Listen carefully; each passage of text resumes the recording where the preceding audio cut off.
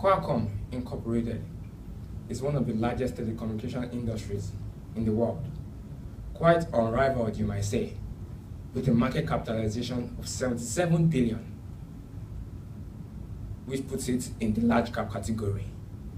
Having done successfully well, it's become important for Qualcomm to exploit other strategic actions going forward. Of course, to maintain its competitive advantage and ensure that its competitors stay behind.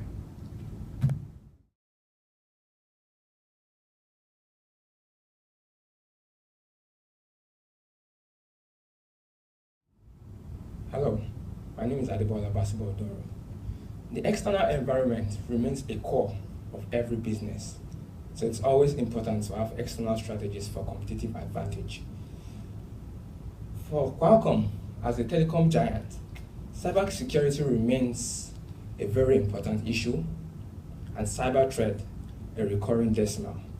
So it's become important for them to invest in Israel, a nation known for its cyber expertise, to always ensure that they are always at advantage and ahead of the curve. Strategic alliance is also an important part for every company. It enables them leverage on capabilities of other industries and other companies that they are associated with. A good example is 5G Automotive Association, which Qualcomm belongs to. This association enables them partner with BMW, AG, Intel, Nokia, and other companies. That way they can leverage on their capabilities and build new ideas such as automated driving, smart city integration, and intelligent transportation capabilities. These and other ideas will ensure that Qualcomm can actually build bigger networks and leverage on other things. For example, partnering with Intel enables them to increase their volume and build capabilities. So as far as technology trends, the big one right now is 5G wireless technology. It's a huge thing because people are requesting faster service at any time of the day. Whether it's from shopping, any type of service you can think of, whether it's payments, social media. 5G is a huge trend in the technology industry because it allows people to access information, not only access information, but also provide services and get services from other people.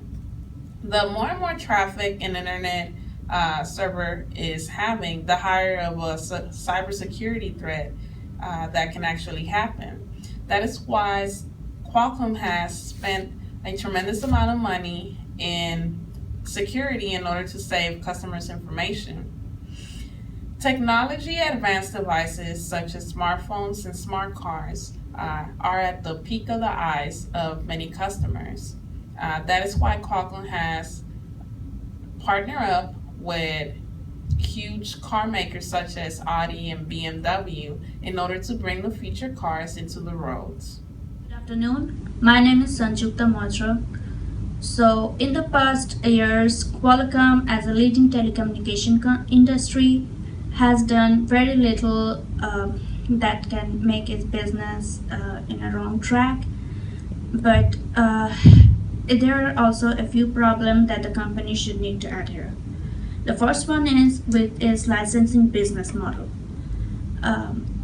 Its licensing business model currently facing problems, and our solution for that is to revitalize it by keeping its wireless technology licensing and chip making licensing together. And our second recommendation is to invest heavily on the licensing business model of the business. The reasoning behind it is in last 3 years, it is shown that the licensing business model is a major contributor of the revenue source of Qualcomm business. We can see that in this chart here. So as we can see in the chart that in last 3 years, the revenue coming from its licensing business model is increasing tremendously. But for this year, and we are projecting for the next year also, the revenue is gonna slow down. So as we have seen that in the chart, that Qualcomm's licensing business model was growing tremendously in the last 3 years. But for 2017, and we are expecting it to get stagnant, and we are projecting for 2018 also the growth will remain stagnant. This is basically starts with the problem in the licensing business model of Qualcomm, and they're having a major issues with lawsuits with other company. So our recommendation is here that despite what the analysts are saying, they should just keep to reinvest in licensing business model and try to assess the problem where the model has a problem with it and try to rectify it as soon as possible, because this is a major part of their revenue contribution, so they just can't let it go. Our second recommendation, that is to keep both the wireless technology department and the chip making department together, is first due to the fixed cost associated with those departments can be lower by doing so. Secondly, the interchangeable talent of person in both departments that the company can add here, their benefit. And thirdly, it will help company to lower its manufacturing cost, because a lot of the time the fixed cost associated with running a department gets lower when we keep both departments together. And we suggest that if the company can manage it in their management style, they should definitely do so. Class, my name is Edvanya Misick, and I will be discussing the second problem that Qualcomm faces, which is its high operating expense. Two solutions that we came up with to eliminate this problem is to lower its SG&A costs and to increase profitable sales of the money-making segment of the business, which is licensing.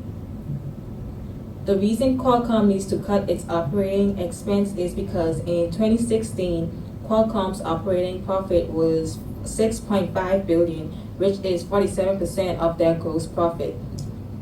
They can eliminate this problem by firstly eliminating salaries of non-sales personnel and redundant employees, and second, determining the area where special attention is needed. And to do this, they can set new policies and procedures and also conduct performance evaluations. Good afternoon, everybody. My name is Juana Buri, and we're going to start to talk about exit strategies. What's an exit strategy? Any business in any industry, whether it's a startup or a longer business, is going to have an exit strategy in place. Based on research, there's a chance that a company increases value by 50% after their exit strategy. So there's two types of exit strategy we can have. We can have an external one, or we can have an internal one. An external one would be a merger and acquisition, an IPO, or simply liquidation and closing. We have chosen to do an internal exit strategy for Qualcomm, which means it's going to be an organic growth from within the business using the resources and capabilities that Qualcomm has internally. Our goals are three: increase the output, improve the marketing and advertising, and also enhance the quality of the products. We're trying to push out more products outside the market, and we're trying to increase the quality of Qualcomm's new products, like the Snapdragon ID and many other Internet of Things that Qualcomm is invested in. Based on our net present value and the projections that we have been doing, we have that after year 5, 2022, Qualcomm will be making $35 billion. So we're planning to exit the business at that level when the company has almost doubled the value from the initial one. We're gonna invest $100 billion, as is an assumption that we're gonna invest $100 billion, and after the 5 years in 2022, we are expecting Qualcomm to have $35 billion in value. Thank you. For many decades, Qualcomm Incorporated has done considerably well. But in a changing business environment, with competitors coming up with new ideas, it's always important to do more and leverage on strategies that ensure that they remain competitive in a competitive environment. Thank you.